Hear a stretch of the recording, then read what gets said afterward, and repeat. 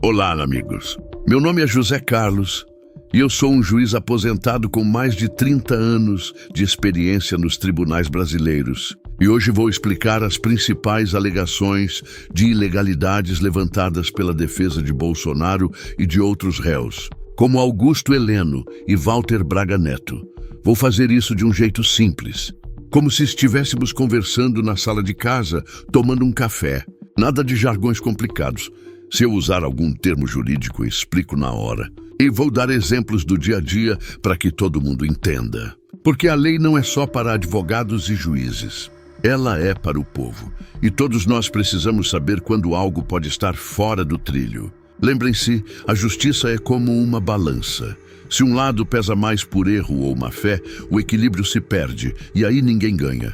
Vamos começar pelo contexto, para ninguém se perder. Esse processo, que é a ação penal 2668 no STF, julga Bolsonaro e outros por crimes graves, como tentativa de abolir o Estado Democrático de Direito, golpe de Estado e organização criminosa. O julgamento aconteceu em setembro de 2025 e a maioria dos ministros condenou os réus. Mas a defesa alegou várias ilegalidades, ou nulidades, como chamamos no direito, que poderiam anular tudo. No final, a maioria rejeitou essas alegações, mas um ministro, o Luiz Fux, votou a favor delas em parte, o que mostra que o debate é sério. Agora, vamos às principais. A primeira grande reclamação da defesa é sobre o tempo insuficiente para analisar as provas. Imaginem isso. O processo envolveu uma montanha de evidências, 70 terabytes de dados. Para vocês terem uma ideia, 1 terabyte é como armazenar uns 250 mil filmes em alta qualidade. São 225 milhões de mensagens, áudios de mais de 200 celulares, relatórios da Polícia Federal. A defesa teve só 15 dias para examinar tudo isso. 15 dias!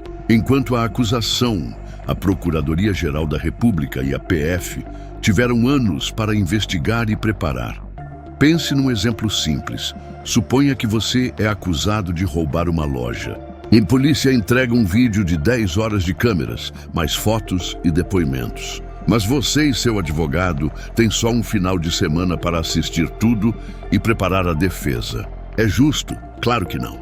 No direito, isso viola o princípio da ampla defesa e do contraditório, que está na Constituição. A defesa pediu mais tempo, pediu um resumo das provas principais, mas foi negado. Eu, como juiz aposentado, já vi casos menores serem adiados por menos. A sabedoria aqui é: pressa é inimiga da perfeição, especialmente na justiça. Se não damos tempo para o réu se defender, corremos o risco de condenar inocentes, ou no mínimo de um julgamento viciado. No caso do Bolsonaro, isso poderia significar que partes importantes das provas não foram contestadas direito, como áudios que poderiam ser manipulados ou fora de contexto. Agora, a segunda ilegalidade alegada é a acumulação de funções pelo relator do caso, o ministro Alexandre de Moraes. No STF, o relator é como um maestro da orquestra. Ele conduz o processo. Mas a defesa diz que Moraes foi além, atuou como juiz, investigador e até acusador. Por exemplo, durante os interrogatórios, ele fez 302 perguntas aos réus e testemunhas, enquanto a PGR, que é a acusação oficial, fez só 59. E algumas perguntas dele traziam elementos que nem estavam nos autos oficiais, como se ele estivesse investigando ali na hora. Vamos a um exemplo acessível. Imagine um jogo de futebol onde o árbitro não só apita, mas também joga pelo time da acusação, dá passes e chuta a gol. Isso não é imparcial. No direito, chamamos isso de violação à imparcialidade do juiz. A Constituição e o Código de Processo Penal dizem que o juiz deve ser neutro, como um mediador. Se ele investiga e acusa, o réu já entra perdendo. Eu me lembro de um caso na minha carreira, um juiz de uma vara criminal que interrogava testemunhas de forma agressiva, sugerindo respostas. O Tribunal Superior anulou tudo, porque justiça não é interrogatório policial. Aqui, a defesa argumenta que isso comprometeu o processo inteiro. E com razão, a sabedoria antiga diz que ninguém pode ser juiz em causa própria. Mas aqui é pior, é juiz em causa alheia, mas com viés. A terceira, e talvez a mais polêmica, é sobre a delação premiada do tenente-coronel Mauro Cid, que era ajudante de ordens de Bolsonaro. Delação é quando alguém acusado colabora com a justiça, conta tudo em troca de pena menor. Cid foi a testemunha-chave. Disse que havia planos de golpe, reuniões secretas, etc. Mas a defesa alega que houve coação, contradições e até mentiras. Primeiro, coação. Áudios vazados mostram Cid dizendo que foi pressionado para confirmar uma narrativa pronta. Ele teria sido ameaçado de prisão se não delatasse do jeito certo. Imaginem, você é preso, isolado, e dizem, fale isso ou fica anos na cadeia.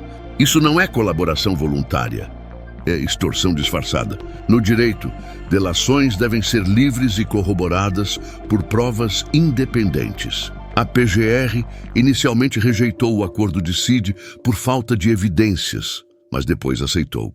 Por quê? A defesa questiona. Além disso, contradições. Cid mudou a versão várias vezes. Num depoimento, nega reuniões. Noutro, confirma. E omissões, não contou tudo de uma vez. Exemplo do cotidiano. Suponha um vizinho acusa você de brigar com ele. Mas ele mente sobre detalhes como a hora ou quem começou. Você confiaria? No tribunal, testemunhas contraditórias perdem credibilidade. E o pior, declarações falsas de Cid. Descobriu-se que ele mentiu sobre um perfil falso no Instagram que usava para vazar detalhes da delação. Ele jurou que não era dele, mas era. Isso é perjúrio, mentir sob juramento. Num processo, se a testemunha-chave mente sobre algo assim, todo o depoimento fica sob suspeita. Eu já presidi julgamentos onde delatores foram pegos em mentiras pequenas. Isso derrubou casos inteiros. A sabedoria aqui é de Salomão. A testemunha falsa não ficará impune. Se Cid mentiu sobre o Instagram, o que mais? Um defesa pede anulação da delação inteira. Por fim, tem o voto dissidente do ministro Luiz Fux, que endossou parte dessas ideias. Ele falou por quase 11 horas. Imaginem a paciência. E defendeu que o STF era incompetente para julgar o caso. Por quê? Porque os atos alegados aconteceram depois do mandato de Bolsonaro, em dezembro de 2022, quando ele não era mais presidente. Sem foro privilegiado, o caso deveria ir para a Justiça Federal Comum, não para o STF. Fux também criticou a seletividade nas provas. Só usaram o que condenava, ignorando o que absolvia. Exemplo. É como julgar um acidente de carro num tribunal de família, em vez de no de trânsito.